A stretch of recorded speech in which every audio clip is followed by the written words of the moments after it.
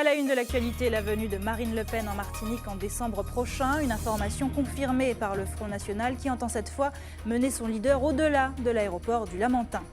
La préfecture a fini par renouveler l'agrément de sécurité Caraïbes. Dès demain, le travail pourra reprendre pour les agents. Mais la reprise s'avère difficile. Certains clients ont déjà changé de prestataire après un week-end de fermeture. Des panneaux photovoltaïques sur la savane, voilà le projet qui dérange. À Fort-de-France, le chantier fait polémique. Certains l'accusent de dénaturer l'espace vert qu'est la savane. On essaiera d'en connaître les détails dans ce journal. Et puis il a lancé son propre concept de fitness inspiré des danses et sonorités caribéennes. Le Martiniquais Kevin Quack a lancé le Mouvka, des chorégraphies énergiques à découvrir au Saint-Esprit jeudi 30 avril prochain. On en parlera avec lui, vous le voyez, dans cette édition. Bonsoir à tous, très heureuse de vous accompagner pour cette heure d'information. On démarre tout de suite avec cette confirmation. Marine Le Pen viendra bien aux Antilles fin décembre. Son itinéraire n'est pas encore bien défini, mais le Front National l'a assuré ce matin. Depuis qu'elle dirige le parti, Marine Le Pen n'a jamais réussi à traverser l'Atlantique. Son père, quant à lui, n'avait jamais été plus loin que l'aéroport, pris à partie par des manifestants dans l'aérogare du Lamentin. Aujourd'hui, le parti compte sur des thèmes comme l'insécurité et le chômage pour étendre aux Outre-mer son opération séduction menée dans l'Hexagone. Le reportage d'Isabelle Ferrière et Hélène Renaud.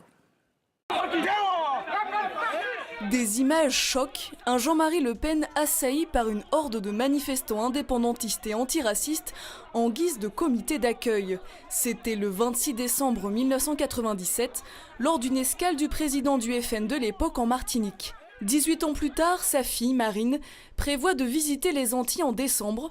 En 2012, elle avait déjà tenté de séduire les Outre-mer, mais avait reçu un accueil très hostile à La Réunion. Marine n'est pas Jean-Marie. Nos compatriotes qui sont loin des yeux sont près du cœur pour Marine Le Pen, mais sont des compatriotes qu'elle tient justement à défendre au maximum.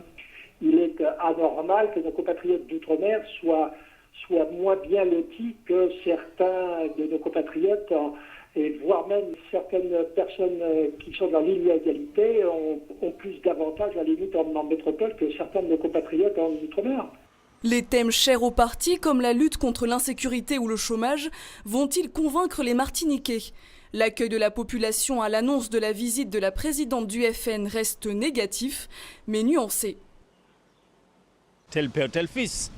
Alors je pense que peut-être que les gens le doivent manifester vu le racisme qu'elle distribue après avoir pris la relève de son père. Nous sommes en démocratie, hein. C'est libre la Martinique. Hein. Enfin, elle peut venir. Hein. Elle ne veut rien apporter à la Martinique, tout court. Elle est plus pour son mouvement, sur sa vie politique. Si elle vient ici, c'est juste pour des vacances. Hein. On a été déçus par la droite. Bon. Actuellement, on est déçus par Hollande qui a dit maintenant c'est le changement, on va vraiment le changement, impôt.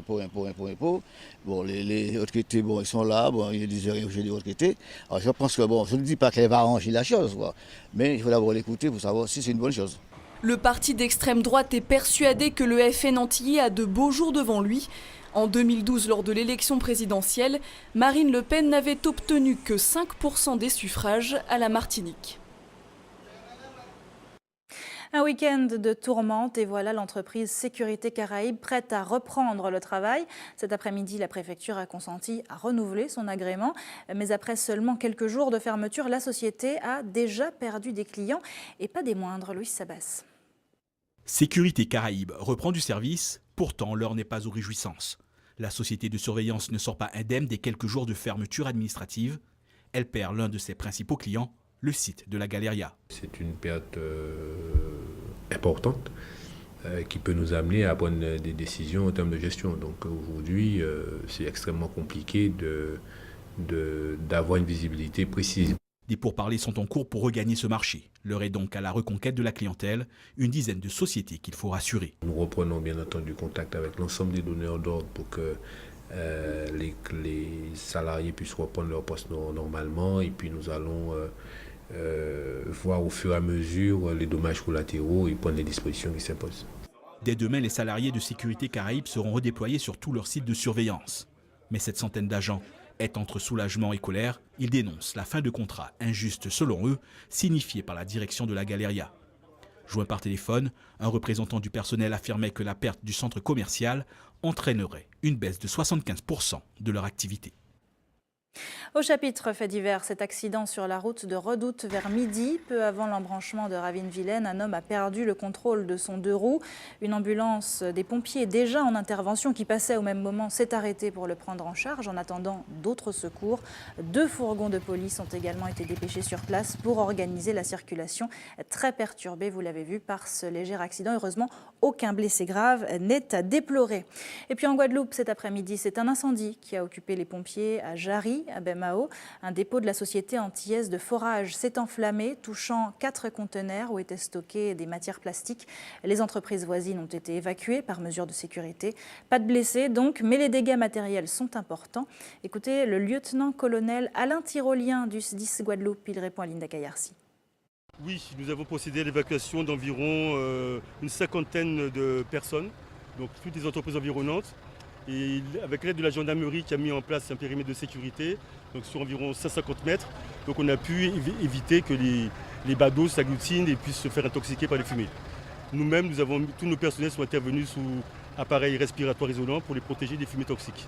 Donc on ne connaît pas l'origine du sinistre. Donc on signale simplement que nous avons fait quand même déployer des moyens importants, puisque dès qu'il s'agit d'un feu sur Jarry, on réagit tout de suite, puisqu'on a l'habitude malheureusement de réagir à plusieurs reprises sur cette zone, notamment la rue Ferdinand Forest. Donc nous avons mobilisé plus de 36 sapeurs-pompiers en provenance des Abîmes, de Petit-Bourg et de Sainte-Rose. On reste en Guadeloupe avec une affaire de harcèlement sexuel dans un établissement scolaire. Les faits remonteraient à février 2014. Plusieurs jeunes filles auraient été victimes du harcèlement de plusieurs encadrants, des éducateurs pervers, selon le journal Rebelle, une publication contestataire éditée par des jeunes Guadeloupéens. Ce sont eux qui ont mis cette affaire sur le devant de la scène. Aujourd'hui, le proviseur sollicite l'ouverture d'une enquête au lycée agricole de Convenance. Le reportage de Linda Kayarsi.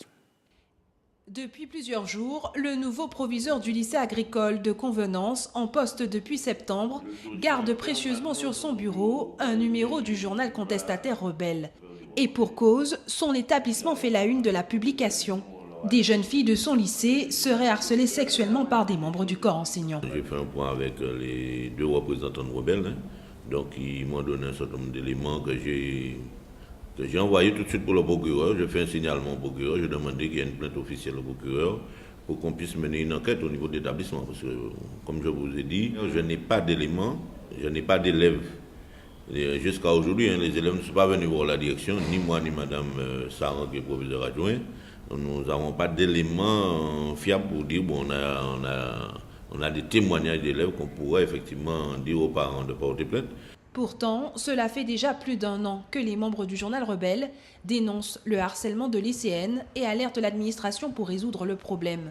Aujourd'hui, l'affaire fait grand bruit. Il n'est plus question pour le journal de passer sous silence de tels agissements. Des éducateurs pervers, donc des CPE, des enseignants aussi, qui mettent une pression sexuelle sur les lycéennes, à la fois par des remarques sexistes ou des demandes de coucherie pour augmenter des points, etc. Les victimes, elles nous appellent, elles continuent à l'heure actuelle, suite au scandale et tout, d'être intimidées par ces harceleurs qui ont été nommément identifiés et qui devraient être normalement mis à l'écart pendant un moment, au moins pendant la durée de l'enquête, pour protéger ces victimes. Cet après-midi, administration, parents d'élèves et membres du journal Rebelle se sont rencontrés afin de faire la lumière sur cette affaire. Une affaire d'harcèlement sexuel qui ne se passerait pas uniquement au lycée agricole de Convenance. Selon les membres du journal, d'autres jeunes filles de d'autres établissements scolaires seraient les victimes, elles aussi, de cette pratique. Retour en Martinique avec une bonne nouvelle pour les 16-25 ans. La région renouvelle son dispositif Passe Jeune. Ainsi, ceux qui remplissent certaines conditions de ressources pourront obtenir des chèques allant de 5 à 400 € pour financer leur permis de conduire, un ordinateur ou encore des livres. Un véritable accompagnement qui permettra à ces jeunes qui représentent 31% de la population d'entrer au mieux dans la vie active. Ce sera le thème de Pays-moi Jeudi ce soir à 20h et voilà ce qui vous attend. Même si tu es prioritaire, on te demande de contrôler partout. Surtout pour les motos, elles sont extrêmement rapides, dangereuses, imprévisibles. Donc, montrer que tu conduis pour toi et pour les autres. Donc, tu quittes ton arrêt, tu es averti, on reste dans cette voie, mais tu es averti, contrôle, tu fais tes contrôles au moment de partir, on fait attention aux piétons, bien sûr. Nicolas suit ses dernières heures de cours de conduite avant de passer l'examen. Point particulier, son permis lui coûtera 400 € de moins que la plupart des candidats. Grâce au dispositif régional accessible aux 16-25 ans, il a pu régler la première moitié des frais du permis de conduire avec un chèque Pass Jeune. Les chiffres du chômage ont été publiés aujourd'hui. Fin mars, la Martinique comptait 53 200 personnes inscrites à Pôle emploi dans les catégories A, B et C. C'est 0,1% de plus qu'en février. Sur un an, on note une hausse du nombre d'inscrits de 1%. Pour comparer, les chiffres de la France entière font état d'une hausse de 0,5%, soit 6,5% sur un an. À noter que le nombre de nouvelles offres d'emploi est en baisse en Martinique, moins 10,8% par rapport aux 3 derniers mois.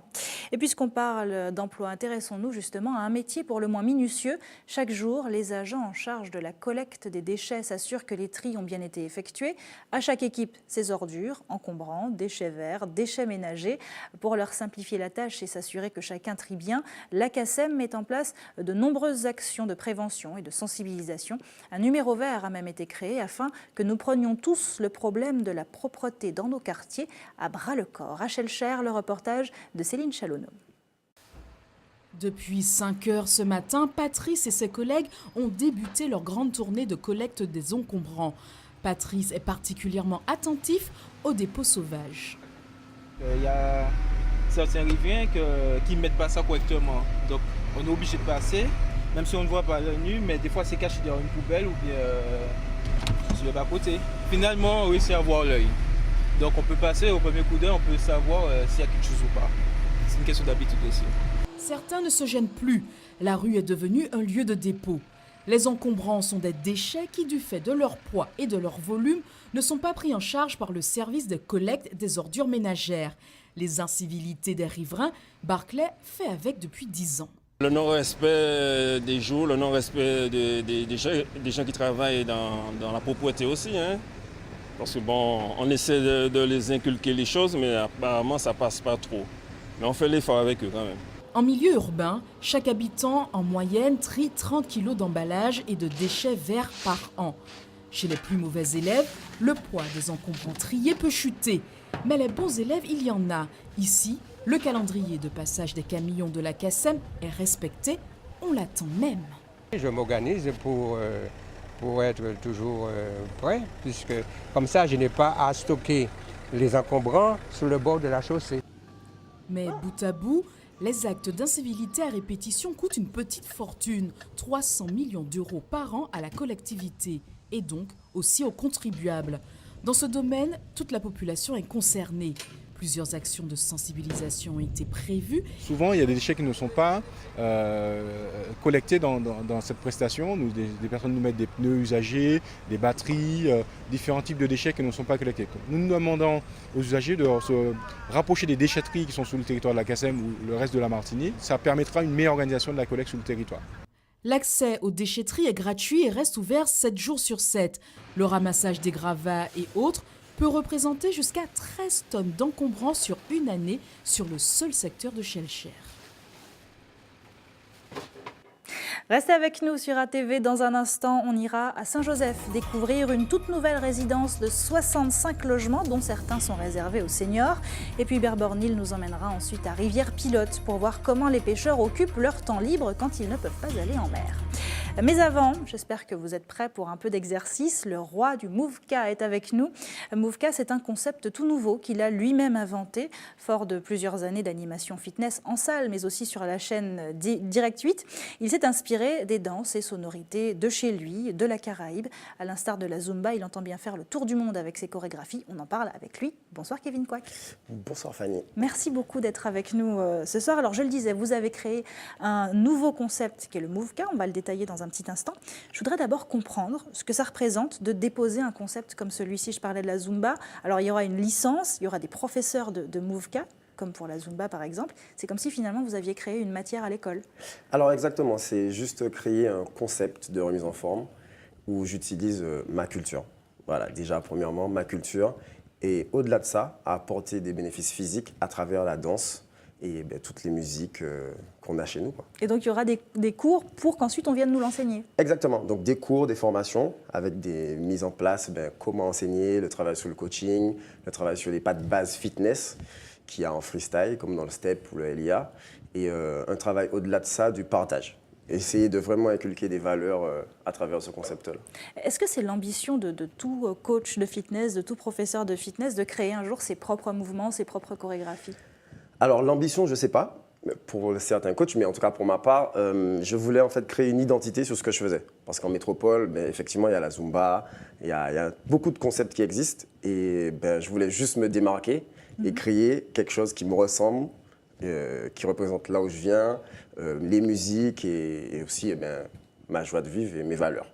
Ça démarre à peine, hein, mais quel retour vous avez eu pour le moment? Parce que vous l'avez testé un peu lors de vos cours. Qu'est-ce que ça donne? Alors les retours, beaucoup de dépenses physiques. Et au-delà de ça, en fait, c'est le fait de passer un moment où on oublie que les jugements, on danse, on se fait du bien et aussi on travaille physiquement. Alors avec le Mouvka, vous avez mixé toutes les danses caribéennes, on l'a vu. Vous avez aussi ajouté une dimension spectacle avec l'intervention d'artistes comme Ezi Kenenga qui vous accompagnera jeudi soir au Saint-Esprit. Est-ce que c'est le signe d'une espèce de mutation du sport? On ne fait plus seulement de l'exercice, on assiste en même temps à un concert, à un spectacle? Alors, oui. En fait, c'est créer un show qui, pour l'instant, on le fait en Martinique, mais le but, ce serait après de l'exporter en métropole avec les artistes de chez nous. Donc, montrer aussi que, au-delà du sport, ça peut être un spectacle d'où on a mis les musiciens, les artistes et qui partagent encore plus avec le public. Ezi Kenenga disait « Je danse comme si personne ne me regardait ». C'est exactement ça. C'est danser comme si personne ne nous regarde. Alors, vous serez donc au stade François Pavilla du Saint-Esprit. C'est le terrain de basket, jeudi soir de 19 à 22h30. Manifestation payante. Mais elle s'adresse à qui, cette manifestation? Cette manifestation s'adresse à tout le monde. Alors, que ce soit hommes, femmes, surtout les hommes. Il ne faut pas avoir peur de justement s'exprimer. C'est plutôt un truc de femme, le fitness? Non, je ne vais pas dire que c'est plutôt un truc de femme. Les hommes, ils ont plutôt des préjugés. Ah, effectivement, ouais, ça c'est quelque chose de fille, donc je ne vais pas le faire. Mais en fait, ce n'est pas vrai. Exprimez-vous, les garçons, sans préjugés. Et au contraire, non, c'est ouvert à tout le monde. Juste pour les enfants, c'est à partir de 16 ans, avec autorisation ou avec les parents, ils peuvent s'exprimer. C'est ouvert à tous ceux qui sont sans complexe et qui ont envie de sans s'amuser. Sans complexe, qui veulent s'amuser et partager autre chose. Et toutes les infos pratiques sont sur les réseaux sociaux. Où est-ce qu'on peut vous trouver? Alors, vous pouvez trouver sur les réseaux sociaux comme Facebook, Twitter et aussi le site Zippy Guide pour les places, zippyguide.com et sur les services des sports du Saint-Esprit, voilà, pour avoir les places. Dernière chose, parlons un petit peu de vous avant de terminer cette interview. Comment vous en êtes arrivé à créer si ça inspire un jeune demain de créer lui aussi son propre mouvement? Alors, qu'est-ce qui m'est arrivé? Tout simplement, ne pas avoir peur des préjugés, comme je disais. C'est pas parce qu'on sort des Antilles qu'on ne peut pas évoluer et progresser en métropole. Rester toujours dans les voies, quoi. Ne pas avoir peur. Et si on a envie de faire une entreprise, créer une entreprise, ça peut marcher. Surtout ça. Et visiblement, pour vous, ça a marché. Merci beaucoup, Kevin Kwak, d'avoir été avec nous ce soir. Donc, je rappelle, ce sera le jeudi, 19h. À Saint-Esprit. Au Saint-Esprit. Voilà, merci beaucoup. Merci beaucoup. On reste en sport, les saisons se terminent et avec elles, les noms des champions dans certaines disciplines sont enfin révélés. Ce week-end, les playoffs de volley ont vu la victoire de l'Espoir chez les femmes et du Rayon chez les hommes. On a également vu la fin de la première édition du Grand Prix Cap-Nord en cyclisme ou encore la fin du Martinique Surf Pro à Basse-Pointe, remporté par l'Hawaïen Joshua Moniz. Retour sur un week-end de sport intense avec Caril Chassol, Loïc Régis et Michelet François. Temps fort de ce week-end, la première édition du Martinique Surf Pro a été remportée par le Hawaïen Joshua Moniz. Samedi matin, il a battu en finale le Sud-Africain Michael February. Retour sur la terre ferme et plus particulièrement l'asphalte des routes du nord de l'île. Elles ont servi de cadre à la première édition du Grand Prix Cap-Nord, une épreuve cycliste qui est revenue à l'inarrêtable Ronald Gonzalez, le sociétaire de la pédale pilotine, devance Flaubert Peña de l'Arc-en-Ciel et Hernan Parra Suarez du VC Grand Case de la Guadeloupe. Sport collectif en volleyball, l'Espoir chez les femmes et le Rayon au masculin ont conservé leur titre. Les lycéennes ont disposé en 2 matchs, 3-0 et 3-1 du Rayon. Les filles de Vénit sont championnes de Martinique pour la 6e année consécutive. Chez les hommes, en 2 rencontres également, le Rayon a disposé de l'Éveil 3-2 et 3-0. Les Ansois conservent leur titre. Si en volleyball, les champions sont connus, en basket, seule une équipe a validé son ticket pour la finale des playoffs. Chez les femmes, le champion en titre, l'Éclair, a égalisé à une victoire partout face au Black Star. Le Golden Lion en a fait de même face à la Gauloise de Trinity. Les belles auront lieu demain et mercredi. Chez les hommes, le champion en titre, l'USAC, attend de connaître le nom de son adversaire en finale. Battu par le Golden Star lors du match aller, le Golden Lion a égalisé à une victoire partout hier soir. La belle aura lieu mercredi. En handball, la 18e et dernière journée du championnat de prix national a vu chez les femmes la 3e défaite du réveil sportif. Les Gaumonnaises ont été battues par l'Arsenal. Dans l'autre match phare, l'AS Mondezès a logiquement disposé de l'USC Citron. Au général final, l'AS Mondezès, le réveil sportif, l'Arsenal et l'USC Citron disputeront les demi-finales de la poule des As. Chez les hommes, pas de surprise, les demi-finalistes de la poule des As sont l'Étoile de Gondo, Sainte-Anne-Cap 110, l'ASC Ducos et l'UJ Redoute. En football féminin, la 18e journée du championnat a vu dans le choc RC Rivière Pilote Émulation les Violines s'imposer 1-0. Victoire logique également du RC Saint-Joseph, de l'US Robert et du Club Colonial. Au classement, les Joséphines sont leaders devant Pilotine, Chelcheroise et Robertine. Pas de changement chez les hommes en DH à l'issue de la 22e journée du championnat. Les favoris se sont imposés et le leader, le Golden Lion, n'est plus qu'à une victoire du sacre. Le club franciscain et le club colonial complètent le podium. La lutte fait toujours rage pour la 4e place entre l'Aiglon et le Racing, tout comme en bas de tableau pour le maintien. C'est l'heure de notre coup d'œil quotidien sur vos quartiers. Tout de suite, le JT des communes.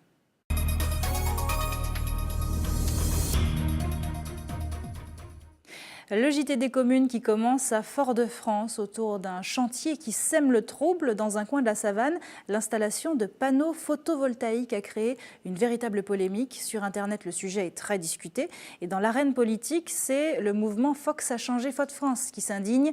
Pour eux, ce projet dénature la savane et met en péril le plus grand espace vert du centre-ville.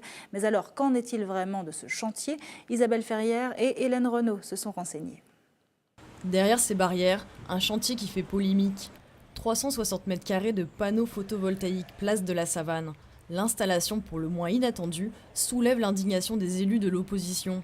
Et ils ne sont pas les seuls. Les écologistes montent aussi au créneau. Là, je dis qu'on a saigné la Savane.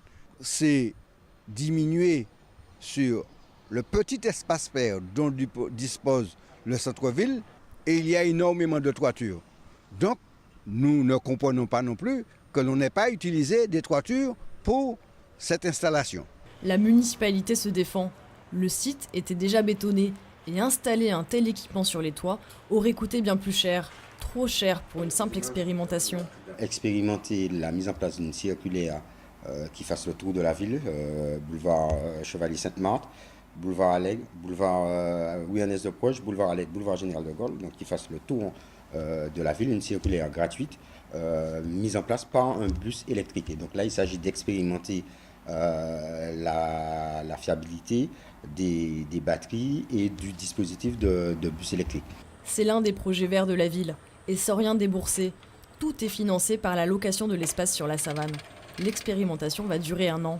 Si l'expérimentation s'avère concluante, la ville envisage de mettre en place de façon définitive cette circulaire utilisant des bus électriques, circulaire gratuite pour les usagers de la ville. L'inauguration est prévue les 11 et 12 mai prochains. Le lieu sera entièrement remis en état à l'issue de l'opération. Direction maintenant Saint-Joseph. La commune a vu sortir de terre une toute nouvelle résidence de la CIMAR. Au total, 65 logements, dont 38 réservés aux seniors, sans oublier les 27 villas neuves. De quoi donner le sourire aux nouveaux locataires, comme l'a constaté Camille Joseph au quartier Belle Étoile. Voilà vos clés, je vous les remets. Merci. J'espère que... C'est l'occasion pour la société immobilière de rendre hommage à Dany Blamèble, ancien directeur de la clientèle et du patrimoine de la CIMAR, dont la résidence porte désormais le nom.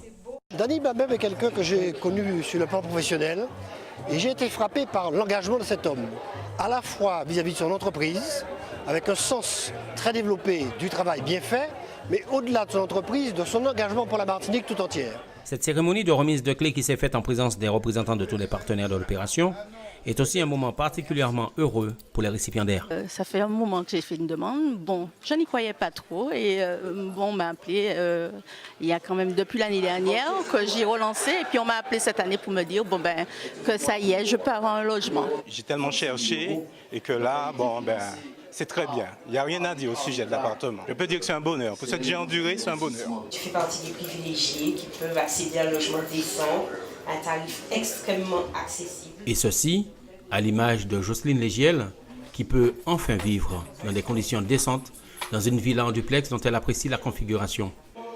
C'est la joie, je n'attendais que ça. Donc je suis très contente d'avoir une petite villa.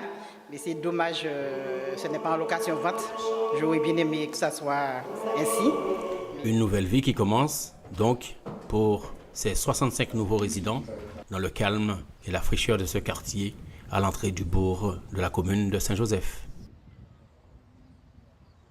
Voilà, un reportage signé Philippe Oligny avec Camille Joseph. Attention à la qualité de l'air, elle est très mauvaise aujourd'hui, elle sera encore mauvaise demain. En cause d'une brume de sable saharienne qui entraîne une concentration de particules fines trop importante. Demain, la qualité de l'air sera notée 9 sur 10, la plus mauvaise note étant 10. Restez prudents et évitez tout effort, notamment si vous êtes coutumier des difficultés respiratoires. Enfin, toujours au chapitre info pratique, le camion de l'établissement français du sang sera stationné au lycée Joseph Zobel, quartier Torail à Rivière-Salée, demain de 8h à 13h. Vous pourrez aussi vous rendre à la maison du don à la Ménard de 9h à 16h. On termine à Rivière-Pilote avec une question. Comment s'occupe un pêcheur lorsqu'il ne peut pas sortir en mer? Eh bien, quand le temps est trop mauvais pour aller sur les flots, Daniel Delbois, lui, répare ses filets, car les travaux manuels font aussi partie intégrante du métier. C'est en tout cas ce qu'a pu constater Hubert Bornil avec Michelet François. Je dis à nous la poirier, les pêcheurs qui ont profité pour ramander, parce que l'on met mauvais séjour là, pas de ni poisson rat, mais il faut réparer filet là. Donc regardez ça et puis c'est caloré. À Poirier, tout le monde l'appelle Caloré. Daniel Delbois est marin pêcheur depuis plusieurs années. C'est un homme ouvert d'esprit, aimant le contact. Ce n'est pas un hasard si certains jours il y a foule devant cet abri qui lui sert de local de pêche. Ces jours à Robot Matin là, on prend plutôt 40 juifs, gourette, cap. Tout ça nous prend. Aujourd'hui, justement, la plupart des pêcheurs est resté à terre, l'occasion pour Caloré de réparer ses filets. C'est ça qui est tout le travail là. Mettez filet là, mais puis virer aller, ça pas rien. Si c'est un grand trou qui la poisson, on va passer à dedans. Poisson, on va sur le filet là, il est passé à dans un grand trou. Entre deux bonnes blagues, le travail continue. Comme souvent, il est aidé par un collègue avec lequel il s'entend bien. Moi, c'est plutôt plus filet dans bousse, casier. Et quand on le garde, de temps en temps, on fait des coups de pelle, on pêche grandier, ben bon ça, c'est pêche moi.